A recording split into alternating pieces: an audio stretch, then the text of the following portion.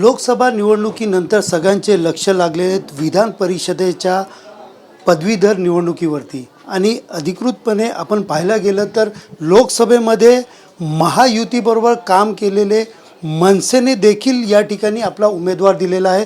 कोकण पदवीधर मतदारसंघासाठी अभिजित पानसे यांना या ठिकाणी उमेदवारी दिली गेली आहे. आपल्यासोबत अभिजित पानसे आहेत, आपण त्यांच्याकडनंच विचारूया. सर, काय सांगाल, तुमच्यावरती एवढी मोठी जबाबदारी राज ठाकरे यांनी टाकली आहे, काय तुम्हाला नेमकं वाटतं? सर्वप्रथम राजसाहेबांचे मनापासून आभार की त्यांनी माझी योग्यता समजली की मला ही निवडणूक लढवण्याची संधी दिली.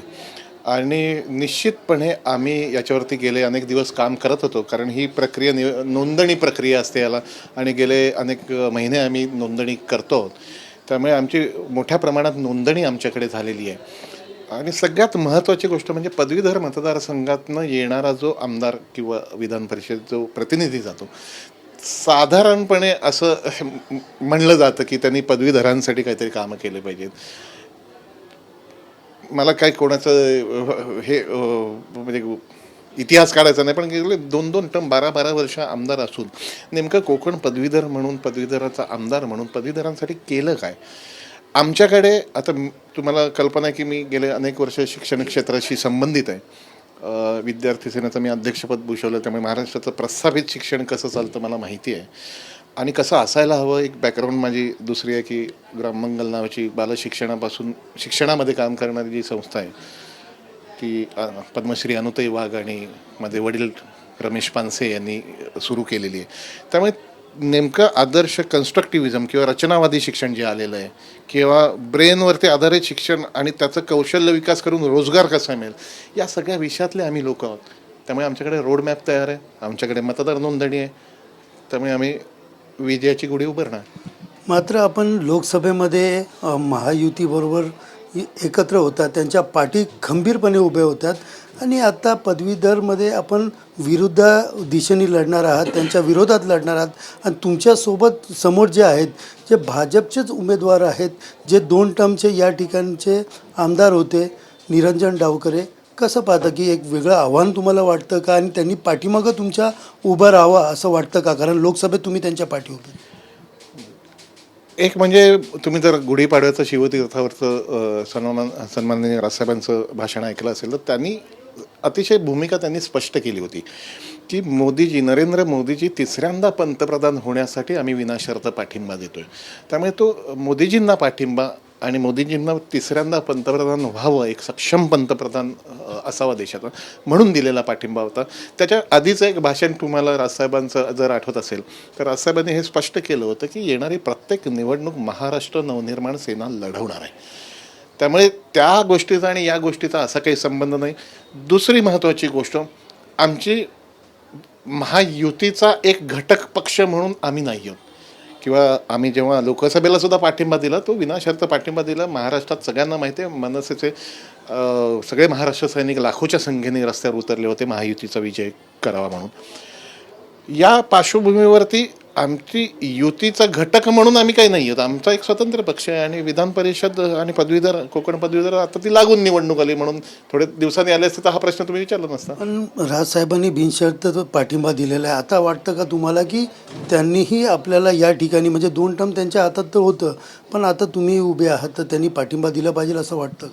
मला असं वाटतं की पूर्णपणे ताकदीनिशी आम्ही या निवडणुकीत उतरलेलो आहोत.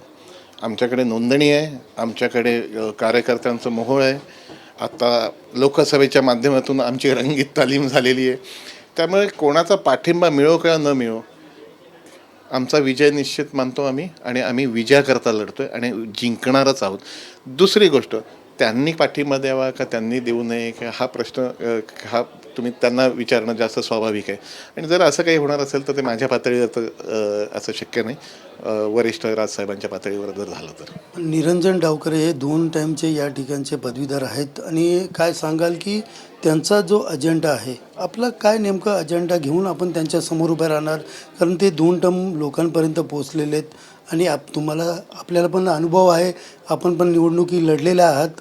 पण यावेळेस आपलं नेमकं विजन काय असणार आहे? लोकांसमोर काय घेऊन, कुठला अजेंडा घेऊन जाणार आहात? एक म्हणजे पदवीधर निवडणूक एक ठराविक लोकांपर्यंतच पोचवली जाते, ठराविकच नोंदणी होते आणि जाहीररित्या मी नाव न घेता सांगतो, पण जे कोण असतात लोक जे निवडून आलेले ते म्हणतात की यांचं रेट कार्ड ठरलेलं आहे, एवढा पैसा लागतो. या प्रकारे जर पदवीधरांची तुम्ही अवहेलना करत असाल आणि त्यांना एवढं टेकन फॉर ग्रँटेड गृहीत धरत असाल तर पूर्णपणे मला पदवीधर मतदारांना हे सांगावं असं वाटतं की यावेळेला तुम्हाला विचारपूर्वक मतदान करावं लागेल. दुसरी गोष्ट, पदवीधर मतदारसंघातनं निवडून आल्यानंतर तुम्ही नेमकं काय करायला पाहिजे, काय केलं आहेत आजपर्यंत. आज माझ्या बॅकग्राऊंडमुळे पदवीधरांचे काय जे ग्रॅज्युएट्सचे प्रश्न आहेत किंवा ग्रॅज्युएट झाल्यानंतर अख्खा 700 मैलचा समुद्रकिनारा आहे. या समुद्रकिनाऱ्यावरती जे ट्रॉलर्स आणि सगळे उभे आहेत आणि सगळे आपले छोट्या मच्छीमारांचे धंदे बुडायला लागलेत ना, हे सगळे साऊथचे लोक आहेत. केरळातनं ते केरळापासून ते लोक येऊन धंदे करत आहेत आणि आपली पोरांनी काय तिथे काय भांडी घासायचे आहेत का कामं करायचे आहेत. आपली समृद्ध कोकण किनारा आहे. मच्छीमारांचे आत्ता मी 4 महिन्यापूर्वी गेलेलो, निवडणुकीचा काही लवलेश नव्हता तेव्हा, की राज्याचं मत्स्य धोरण ठरवताना रत्नागिरी मत्स्य विद्यालयाचं नावच नव्हतं त्याच्यात. कोणतरी आमदार खासदार होते रत्नागिरीचं. मी स्वतः प्रेस कॉन्फरन्स घेतली आणि दुसऱ्या दिवशी रत्नागिरी मत्स्य विद्यालयाचं नाव त्या धोरणात समितीमध्ये आलं. गोष्ट हे आम्हाला करण्याची इच्छा आहे. आज आंबा सोडून लोकांना कोकणचं काही माहीत नाही. एक्सपोर्ट अनेक प्रक्रियांचे उद्योग आहे. कौशल्य विकासमध्ये मी लोढाजींना मंत्र्यांना भेटतो, 2दा जाऊन भेटलो. मत्स्यविषयक 2 जे काही विषय होते कौशल्य विकासमधले ते गाळलेत. इथे आवाज कोणाला, इथे कोणीतरी तर सांगायला पाहिजे. हे मुळापासून प्रश्न कळला पाहिजे. तो आज आपले काय कमी हुशार आहेत, आपले काय कमी मेहनत करतात. आज व्यवस्थित प्रशिक्षण देणाऱ्या संस्था उभ्या नाहीत जर तुम्ही केल्यात.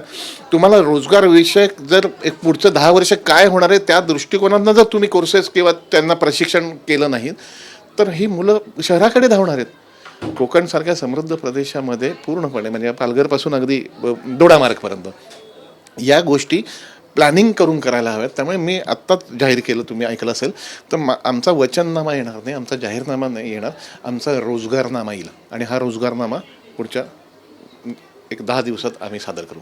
भाजपसोबत आता आपण पाहिलं गेलं तर शिवसेना एकनाथ शिंदे यांनीही ठरवलं आहे की या पदवीधर निवडणुकीसाठी आम्हीही उमेदवार देणार. काय वाटतं तुम्हाला? नाही, मला कल्पना नाही ते उमेदवार देणार की नाही देणार, मला अगदीच कल्पना नाही आहे. पण त्यांनी मला वाटत नाही की ते उमेदवार देण्याची काही भाषा त्यांनी केली, म्हणजे माझ्या ऐकिवात नाही. पण दिला तर होऊ देत. सगळ्यांना अधिकार आहे निवडणुका लढण्याचा आणि स्वतंत्र पक्ष म्हणून सगळ्यांनी लढावं. पदवीधर हे अत्यंत सुज्ञ आणि सजग मतदार आहेत. ते ठरवतील नेमकं कोणाला त्यातनं निवडायचं ते. काय वाटतं या पदवीधरमध्ये तुम्ही कोकण पदवीधर निवडणुकीमध्ये मतदारांना कशा प्रकारे खेचाल आणि तुमचा काय विश्वास आहे? कारण 2 टर्मचे आहेत, तुमच्यासमोर एक वेगळं आव्हान आहे. आम्ही अत्यंत प्रामाणिकपणे काम करणारी माणसं आहोत. आम्ही प्रचंड मोठ्या प्रमाणावर लोकसभेमुळे आमचे कार्यकर्ते एकदम चार्ज झालेले आहेत आणि प्रत्येक ठिकाणी म्हणजे आपण इथे बोलतोय, आज सकाळी माझी उमेदवारी जाहीर झाली तर ही प्रत्येक अगदी रत्नागिरी, सिंधुदुर्ग, इथे पालघर, ठाणे, रायगड इथे माणसं कामाला लागले. तुम्ही बघितलं असं तर लिस्टवरती काम चालू झालं आमचं. हे आम्ही अत्यंत सिरियसली विजयाकरता निवडणूक लढवतोय आणि त्यामुळे आमचा विजय आम्हाला दृष्टिक्षेपात आहे म्हणूनच लढवतोय आणि आम्ही महाराष्ट्र नवनिर्माण सेना ही निवडणूक जिंकणार आणि विधान परिषदेत एक आमदार जाणार. एकंदरीत आपण पाहिलं की अभिजित पानसे यांनी विश्वास व्यक्त केला की ही निवडणूक आम्ही कशाही पद्धतीने निवडून येणारच. कॅमेरा पर्सन अथर्वसह सुनील जाधव, TV9 मराठी, ठाणे.